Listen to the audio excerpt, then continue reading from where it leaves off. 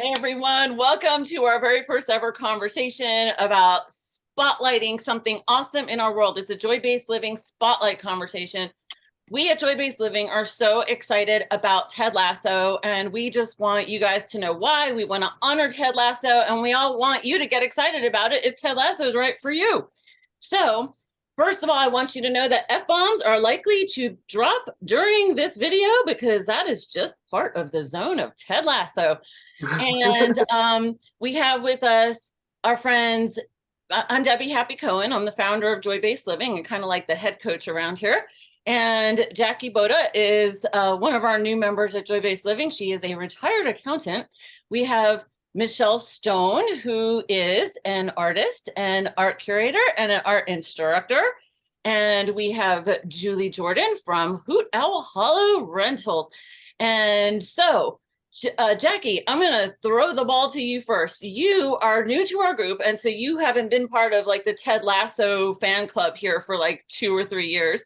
And so when I first told you, like, you got to check out Ted Lasso, you were like, oh, no. So let's talk about what some of your objections were, because I have a feeling that anybody who's going to be watching this video, they're already going to have some of the same objections that you do, or they maybe don't even know about Ted Lasso to begin with. But talk about your objections. All right. Hi. I actually thought that this was just going to be, Ted Lasso was just going to be another stupid comedy by Jason and his buddies. You know, I was thinking more of Adam Sandler kind of, and I thought I just don't need to spend my time on that. And so I didn't even give it a second's thought. It was like I just saw his name associated with it, and I'd only heard his stand-up comedy and some of the stupid movies he's been involved in. And I was like, oh, great, another stupid movie. So, yeah. So thank you for that, having to watch it, because now I actually stop it and take note of certain things that they're saying and stuff, and the interactions. So yeah, it's a huge new experience. So that's really the only objection I had. It was like, it's just stupid and it's a waste of time. so not only, so you have a really big background in personal development, in meditation, in 12-step programs. Like, you have a really many years behind you of personal development. And so the fact that you stayed with the Ted Lasso show because it wasn't stupid, right? Right. What did it, what how could you speak to that in terms of what you maybe admire and respect about their speaking to personal development? Because I don't know a better word to use than that right now. If you find one, please say it. Yeah. What I think is incredible about this show is that it's so natural, the way that they're presenting it. It's like, this is how you interact. This is, I mean, yeah, he's got the Southern drawl thing going, which kind of gives it a charm. But it's like, yeah, this is how you treat people. This is how you act with people. This is how you talk with people. And it's just very subtle. There's subtleties, and then there's zingers and one-liners and interactions, and the way the different personalities play off each other. The writing is just exquisite. It's exquisite. So they've clearly done some of their own work. Yeah. Individually and as a group writing it. And so to see all of the different types of personalities that they're addressing, and they're addressing them, I think, in new and better ways than most things that you see on video are showing these days still. Love it. You want to jump in, Julie, Michelle? What are some of your thoughts? I love, I was a little resistant also to watching it. And I think maybe it was because it was on the Apple platform, and that's clunky to me. And, and it's just not an easy fit with my Android self. So, anyway, but once I started watching it, then I found myself watching it over and over and over again, like I would do when I was a kid. And you found a show and you just watch it over and over and over. That's very rare. You know, that's very rare these days. I like that part. I love the fact that I like the way they introduced all these fractured characters, you know, emotionally fractured characters that are coming from, you know, divorces and all bad upbringing in some cases, all different aspects, and we just get to watch them grow. You know, I just watched something. Sometimes I'll just flip through the episodes and just pick one, like you're pulling a card. Yeah. And I just picked one early this morning because I wanted to look back, and I chose one where they had the therapist. Yeah. Mm-hmm. Sharon. Yeah. Yes. Yeah, Oh, she's great. And you know, it's where we find out the big thing with Ted Lasso and his dad. Anyway, it's really it really is it's so true. You know, there's frivolity, there's lightness, there's silliness, but there is this undercurrent of just sincerity and truth. Mm-hmm. And like Jackie said, showing us how it's done, you know, how we support each other. Anyway, there's my 2 cents. I like your 2 cents. That's so true. That's been the relief for me too. Like they trade sarcasm for honesty. They use sarcasm to show how sarcastic we can be and for funny things, but they trade it out for like authentic connection and honesty. And they name it when it's that, you know, they come to a place of authenticity that is very rare to see on TV today, especially in a way that's so entertaining. So usually you have like entertainment and then you have personal development, and they're 2 very separate worlds. And here they're just like, they just collided in total brilliance. Yeah.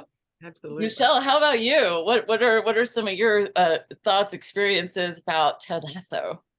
Well, and it's funny because I also was very resistant, and I have a teenage son who is a soccer player and has been since he was 4.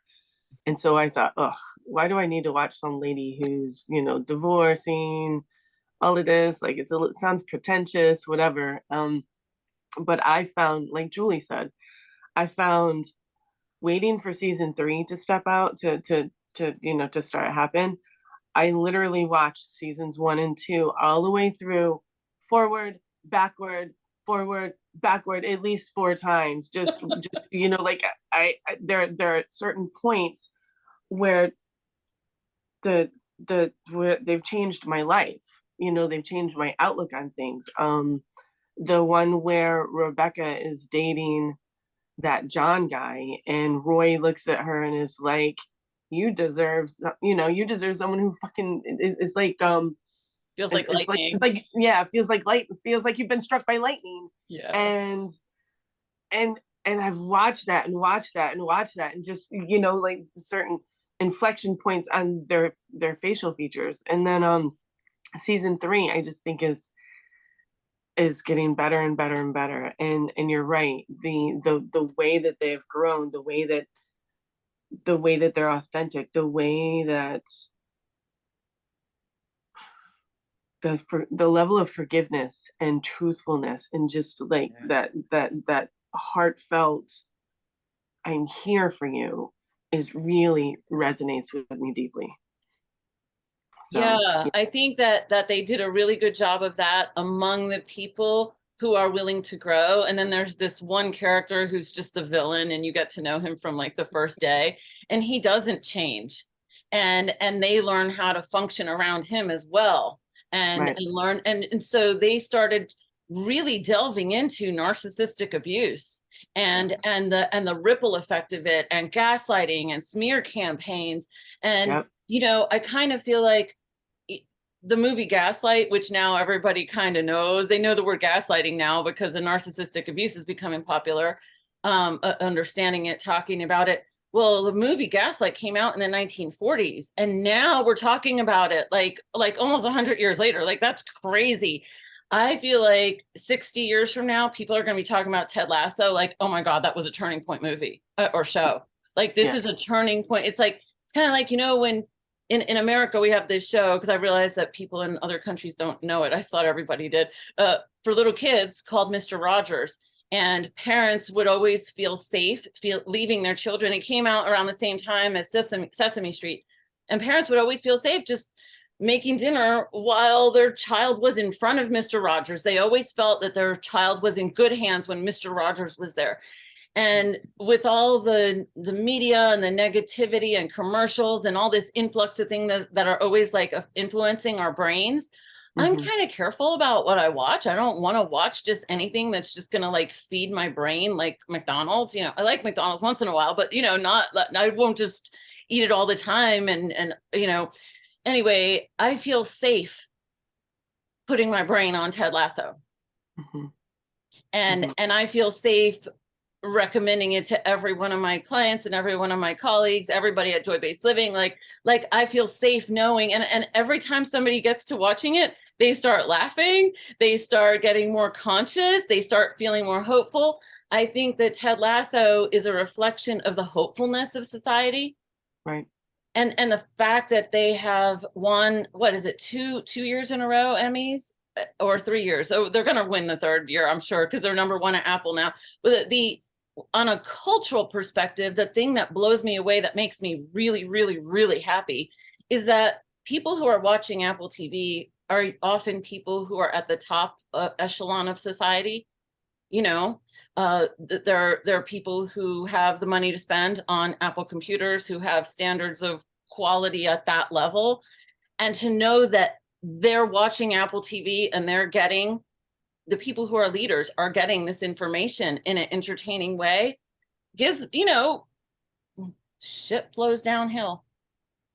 And if our leaders are watching Ted Lasso because of the Emmys that they're getting, and they're getting all this attention, I just wish that there wasn't such a paywall anymore behind it, because I want everybody to watch it. Right. Like Mr. Rogers was on PBS,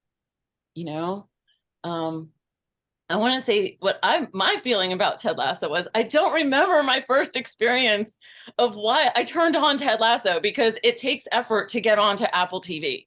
Like there must have been some recommendation from someone that I respect. But after the first show, I was like, oh my God, was Brene Brown on their writing team? Was Brene Brown on their writing team? Remember, I was like asking, I was like, Brene Brown. And if those of you who don't know who Brene Brown is, she has 2 of the most popular TED Talks, not Ted Lasso talks, but TED Talks. I should keep that up steady. Sometimes I move too fast. Brene Brown, she did 2 TED Talks. One was on shame and one was on vulnerability. And there's still some of the top viewed TED Talks in the history of TED Talks. And so when I watched Ted Lasso, I was really convinced that she must have been on their writers team. Well, then I heard an interview with Brene Brown and Jason Sudeikis, and it was just like mutual admiration society. She was like, oh my God, that show, it's awesome. And they were like, oh my God, we're talking to Brene Brown, the Brene Brown.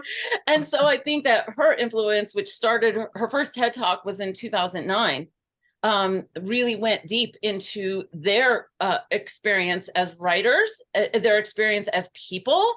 And I know that one of the writers, the one who plays Coach Beard, is also one of the writers, and Roy Kent is also one of the writers. The one who plays Coach Beard, now I might say something incorrectly because I haven't delved into my research about it, because I don't want to ruin the show for myself. I'm pretty sure that he in real life has been dealing with complex PTSD. And for those of you who don't know what that is, it's like an emotional version of PTSD, where you just get like these emotional floods that take you over, not visual flashbacks of like a bomb and, or whatever, but emotional. And he moved to Amsterdam, and he really does know Dutch. So when in the show in the 3rd season, when he's speaking Dutch, he really does know Dutch.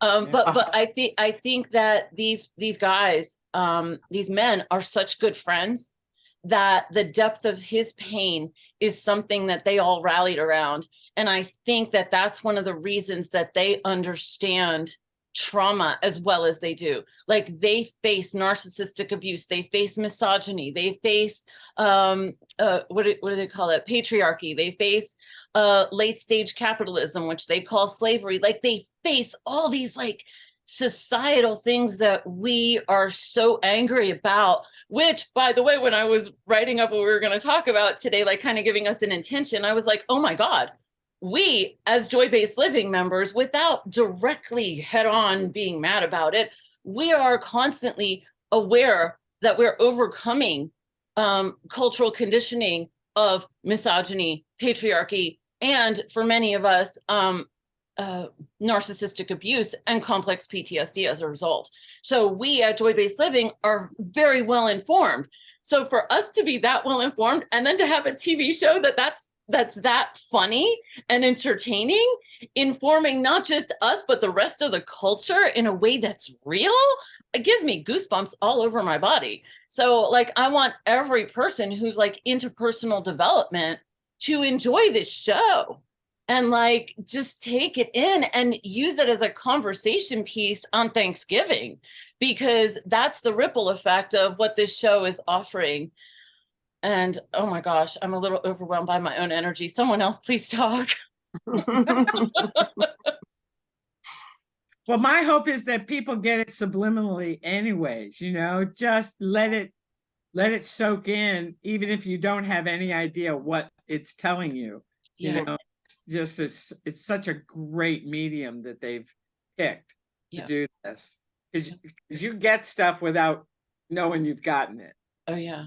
Yeah, and then every time you watch, there's like other layers of jokes that you Yeah. miss, and then and then you realize oh my God, they're teaching you how to be a friend to someone who's just been love bombed.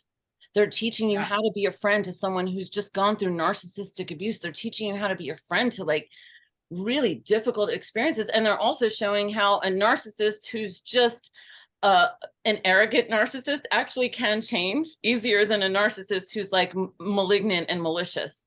You know, and how this one guy actually does turn around between seasons 1 and 3.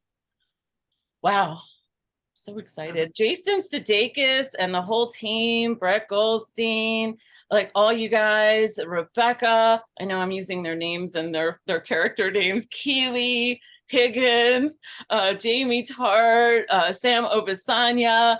Oh, they're dealing with gay and lesbian relationships. They're dealing with the F word not being the word fuck, but being the word for gay people that's not kind. Like they're addressing, you know, Mr. Rogers used to do that. Like he would see things in the world that were going on, let's say like a bombing or divorcing, or children were jumping out of their windows trying to be Superman. Like he addressed really hard things and brought them to the level of 3-year-olds. And that's what the Ted Lasso team has done. So pleased. Michelle, any thoughts from you? I feel like we're going to come to a close in a few minutes. So just bring it on. Any funny things you want to say? No, I know that, kind of going back to what Julie and I were saying earlier about watching it again and again, I look forward to watching season 3 again and again.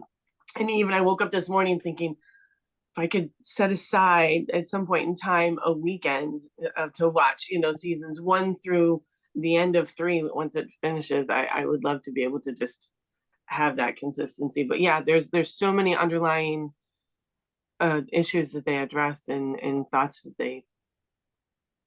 that you know, things that they talk about. It just, I love it. I just love it. Yeah, you know, go ahead. I was just gonna say, even my 18-year-old son has watched all the way through season 1, and he loved it too. So yeah. You know, one of the things we talk about in healing trauma is the importance of mirroring someone. You know, that you're, let's say you're experiencing fear and someone just this right there and go, oh, I can see you're afraid. Like then it's kind of, it settles your normal, it settles your nervous system, makes you feel a little bit more normal, you know. Or like this morning before this, I was like really jittery and shaky, and I'm like, I'm joining with friends to talk about Ted Lasso. What is wrong with you? And so I wrote to Michelle and Julie, and I was like, I'm like really jittery and nervous. And Michelle was like, well, that is totally normal. We are totally going into new stratospheres of who we are as a group. And we're all like flying really high. And of course you should be scared. I was like, oh my God, thank you. And so that mirroring happens within our group on a regular basis because of things that we constantly learn and practice. And what I feel about this show is that it is a healthy psychological mirror for our culture. Mhm. That makes me want to cry. Like, thank you. Thank you guys. Thank you guys. And thank you, Apple TV, for taking the risk to put this out there because it is weird. It is different. There is not a genre for it. It's like a conscious personal development on entertainment, improv, comedy, steroids with F-bombs for, you know, as much as you want, you know, which I love. So, well, thank you, ladies, so much for doing something different in celebrating what's right in the world. That is, it's not something we normally put a whole lot of energy and attention on as a culture. Oh, we're going to celebrate what's right. That's nice. Oh, you're so cute. No, I feel like as dead serious about this as CNN feels about their news. This is important. This is important on a level of relatedness. Well, Jack? and also because they're now starting to bash the show. So Yeah. we've really got to put some energy into, you know, this is really quality stuff. Yeah. I think that they're only bashing it because they're scared of the change that the ripple effect that it will have. Yeah. What did Einstein say when you bring up, because it took 50 years for our culture to get with the things that he said. He said it takes about 50 years. He said something like, first they hate you, then they argue with you, and then they like you. I don't know. I forget it. But I think that's what's happening with Ted Lasso. I think that's how powerful the impact is. So we get to say, we knew, we know, we see you guys. We love you. We're on the same page. Keep going. Woo woo. All right, Julie Jordan of Hoot Owl Hollow Rentals. How many Yes. hoots do you give Ted Lasso? Oh, 10 hoots, 10 out of 5. 10 out of 5. We're tooting y'all's horn. We want everyone to watch this show. It is so good. If I can do it, anybody can get over that obstacle. So they just entertain you and delight you and touch you deeply. Yeah. All right, ladies. I think we're done. Let's Thank call this a you. wrap. Woo! Thank you. Love you. Love you. Thank you. You're welcome. Thank you. Bye. Bye.